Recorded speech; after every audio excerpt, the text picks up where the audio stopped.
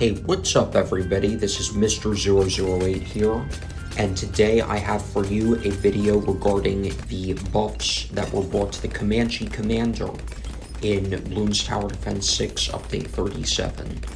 So, in this update, basically what happened is that the Comanche Commander, the 5th tier, was made approximately twice as powerful, at least I think that the main heli and the mini helis got buffed separately. Like their stats are not identical to each other, but it's still an all-around buff that makes the tower about twice as strong, because I think I read the patch notes, and I think the buff for the main heli's missile attack is about from like 7 damage to 15 damage. Here's the 5th tier. And the buff for the Moab damage specifically is bringing it from like 5 to 8 or so. And it's something similar for the mini helis. It's not identical, but the buffs are like almost the same as one another, statistically speaking. So, of course, we're going to play on BFB is nothing for the Comanche Commander, and I'm eager to see how strong this tower is now. And this is one of the towers, I know I do have an alchemist, but this is one of the towers that getting an alchemist for it does not make a big difference. So I am not going to be getting a perma-brew at any point in time, because the 4th tier already almost lasts the whole time anyway. And the reason for that is that it only affects the main heli. It does not affect the mini helis. And it once did affect the mini helis, and that's what made it so broken of a tower. It was like the strongest tower in the game. It was just Comanche Commander and maybe Perma-Spike and 1 or 2 other towers were the meta back then. And this was like in the original version of the game, before the Prince of Darkness was even a thing, back when it was still the Soulbind Wizard. And Ninja Kiwi did fix a bug. In fact, it was a bug, I'm pretty sure, that the mini helis were affected by the alchemist buff in the first place. So that is pretty interesting. So when it was overpowered due to a bug, not because Ninja Kiwi actually wanted it to be that strong. So let's go ahead and get an engineer, and I'm going to get an overclock right here. And I don't know if, I could farm a little just for fun, and I am going to see how good this tower is now. And I am eager to see if this tower can get as far now as I was able to get with a support temple last time I tested it, because it was buffed a while ago, a couple updates ago, but it was buffed even more since then in update 37, so we will see how far we can go. And in case you are wondering, the reason I got an MIB is pretty simple, because the missiles are explosive, and as such they do not pop black balloons, so DDTs can be a problem if I do not have the MIB for them. All you can eat. So there is that. Unfortunately, we missed round 76 as far as the timing of getting that 3rd marketplace, but it shouldn't cost us too much in the end, no pun intended. So we will see how this goes. Round 78 is basically nothing for this tower at this point in time.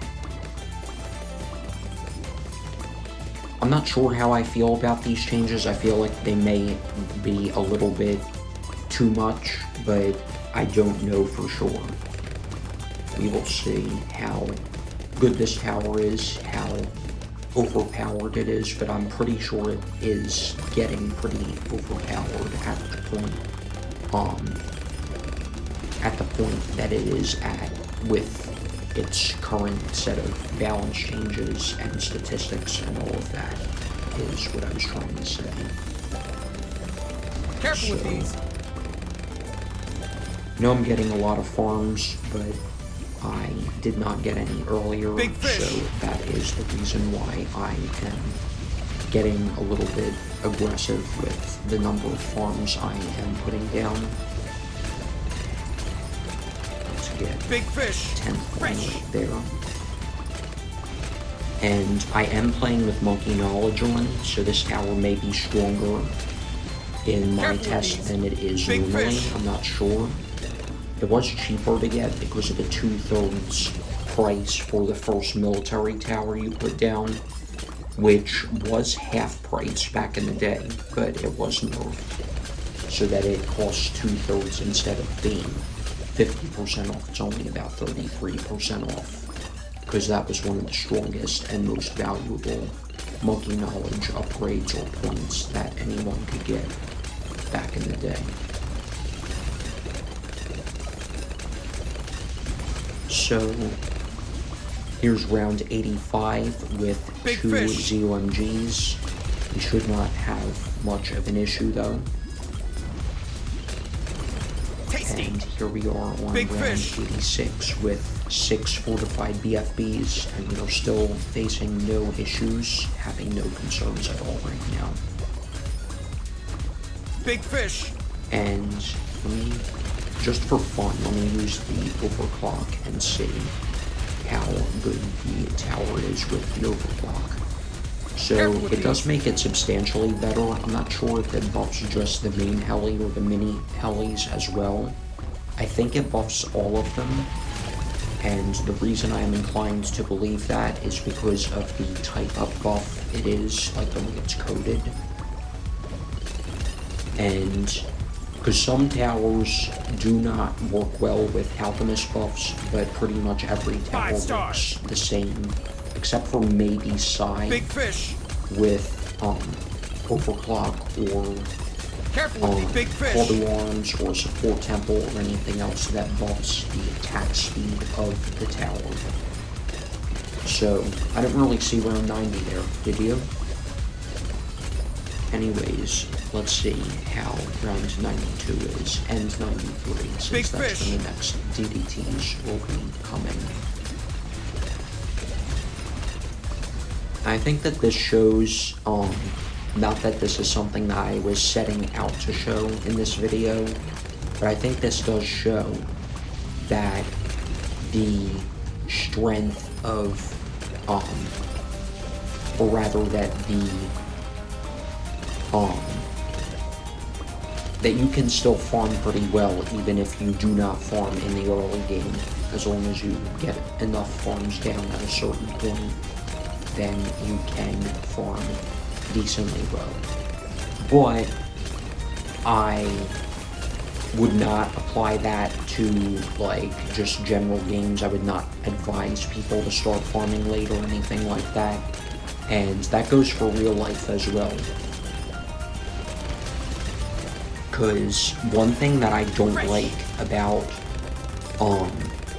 the economy and other things of that nature is that a lot of young people fail to do certain things that they should be doing, such as getting a 401 and contributing to their retirement savings on the early side rather than on the later side. And statistical data shows that that is just uncommon for young people, at least from what I've seen. Then again, I haven't been looking at data recently, but yeah, even though I study astrophysics, business is something else that I'm really interested in. I've been interested a while in investing and in credit cards and retirement savings and Shark Tank and other things of that nature for quite a while. So here's round 97, 2 fortified ZOMGs right here. And there we go. It's pretty much done right there. So, getting back to something else I was going to mention, one of my biggest pet peeves in real life is that a lot of credit card companies and places where you can actually start like a retirement savings account and things like that, they make you get a job before you can do that. And I don't like that because it's like they're rewarding a 16-year-old who works at McDonald's or a 30-year-old even who works at McDonald's more than they're rewarding a college-age kid or a kid who just graduated from college who puts their studies first and does not focus too much on working for the purpose of not compromising their studies and not compromising their abilities to get good grades and all of that. So I just thought I would put that out there. I think that the government and credit card companies could be making better decisions on that part. But we will get some ultra boosting action in right here. And I want to see if we can beat round 119. And we will also start getting a Big fish. Homeland Defense. Big fish. We Big aren't fish. to that point yet, but we will be pretty shortly. So these fortified DDTs are taking a while to take down, but we will get the ultra boost stacking a little bit better right there. And I want to see if we can beat this with no village ability right there. Nice. So let's continue ultra boosting. We're at 5 stacks right now. And we are going to get that right there. Careful with these. And I will also get another one right here. That way, even when even when the 5th tier ability is on cooldown, I can get the 4th tier ability working separately. So there is our 7th stack. We just need 3 more uses of that ability. I feel like this tower is pretty good where it's at in terms of, I'm not going to say balancing, but what I will say is just I like how strong it is. But I feel like it falls off significantly, even with the help of an ultra boost after round 100. Because I feel like on round 102 with all those DDTs and all of that, it just became super hard to pop all of them without using a bunch of abilities and all of that.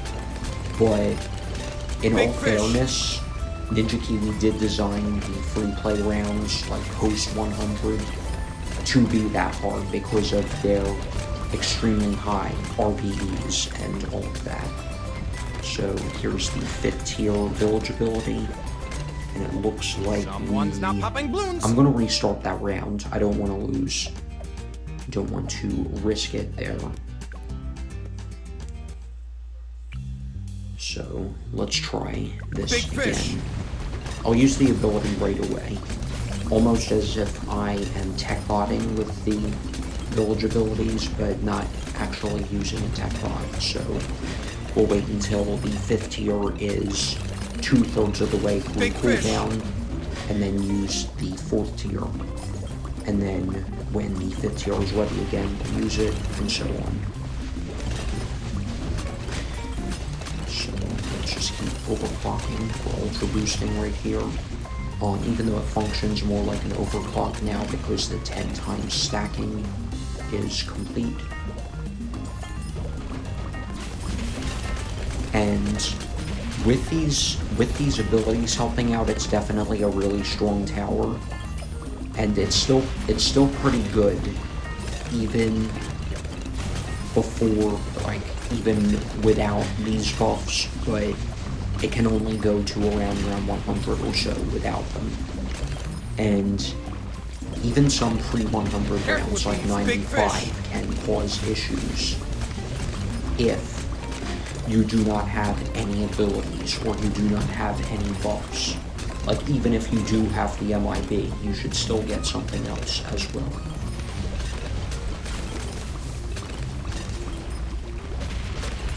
So there's that. Here's the end of 109. Here's 110, another DDT round. And here come the fortified DDTs right here. And we will see. There we go. The FBs are no problem. There is that as well. I would generally say, because sometimes ZOMGs can be more annoying than DDTs, but other times DDTs can be more annoying than ZOMGs. Which bloom do you think is stronger, just generally, all around? I would go with the DDT being stronger than the ZOMG, but I'm not certain of that. That's what I'm leaning towards right now, but I want to hear your thoughts as well. Like, which bloom do you think is just harder to deal with in general? So, here is another DDT wave right there with the Homeland Defense. It's not too much of an issue. And we will just keep going right here.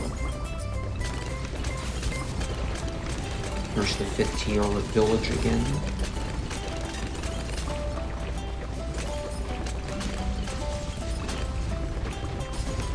Alright. I would say as long as we consistently use these abilities, we're fine. But again, that is something that matters, and it's not like you can just take all of this for granted in any old game, especially on something like Chimps mode where you can't farm, because then you would be pretty limited. Then again, I am focusing on the power of the Comanche Commander in this video. I'm not using any support towers in terms of slowing or knockback or stunning or anything like that, or anything to make the Comanche Commander stronger against the Bloons, like debuffs, so to speak. I think that's the term I was looking for there. Not using any debuffs, I'm just using buffs. Certain things like Super Brittle and Cripple Moab and all that could make this tower even better, as could other towers for supporting purposes and all of that. But yeah, I would say overall that it's hard to say if it's in a good spot or not. I'd say it's pretty strong.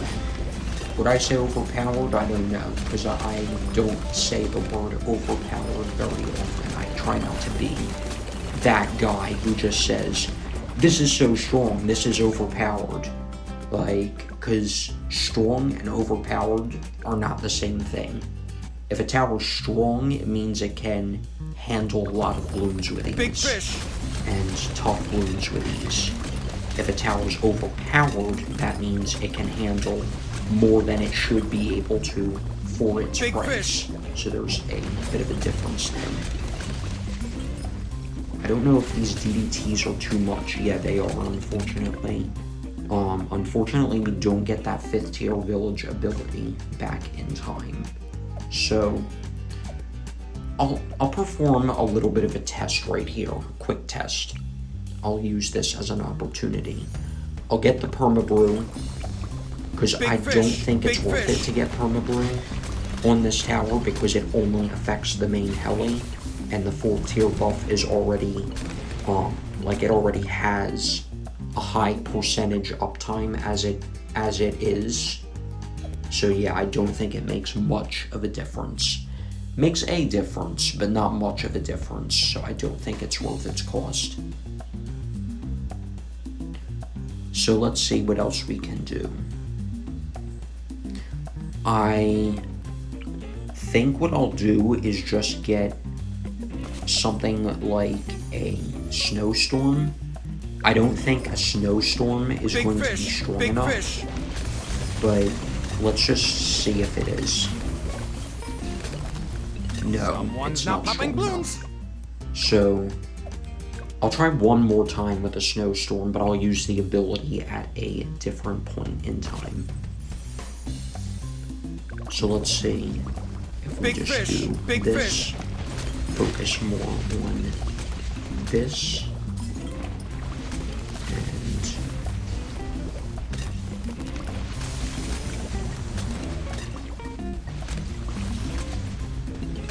it's barely not enough. Looks like we need a 5th tier, an absolute 0, but that is fair in all fairness, if you know what I mean, just because of how cheap a snowstorm is, like, it shouldn't be all that good at this point in the game. But let's see if this, no, I saw one DDT that was getting too close to the exit right there. Let's try one more time, but with different ability timing. Because I don't know why only some of them froze. I think that had to do with when they were spawning. So let's do that. Use the 5th tier ability, village, and it's still not looking good.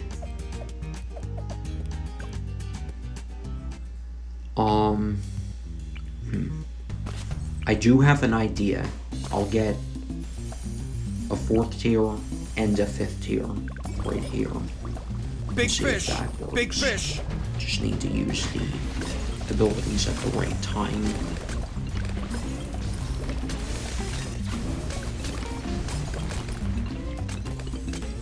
And there's the freezing right there. And there we go. There are the fortified DBTs taken care of on round 118. And I'd say that's not bad. And also, let me know in the comments. I do want your feedback. Do you think my tests are good, or do you think I should focus more on more practical situations, more like in-game situations that are likely to arise when I'm not just testing a tower? Or do you think I should incorporate more elements of support, or different elements of support, or anything like that? Because I do value my feedback from viewers. So there's the second bed. I don't know if we're going to be able to pop this 3rd one though. And unfortunately the Ultra Boost does not work anymore. If we do not beat round 119 here, I will restart the round and try again, because we did not have the overclocking effect available at the correct time. So I have to be really careful here. Let's use the absolute 0.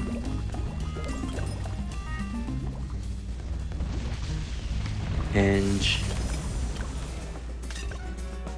it does not work right there, but I'm not calling it a loss. And the reason is because the Ultra Boost does not work like I think it should.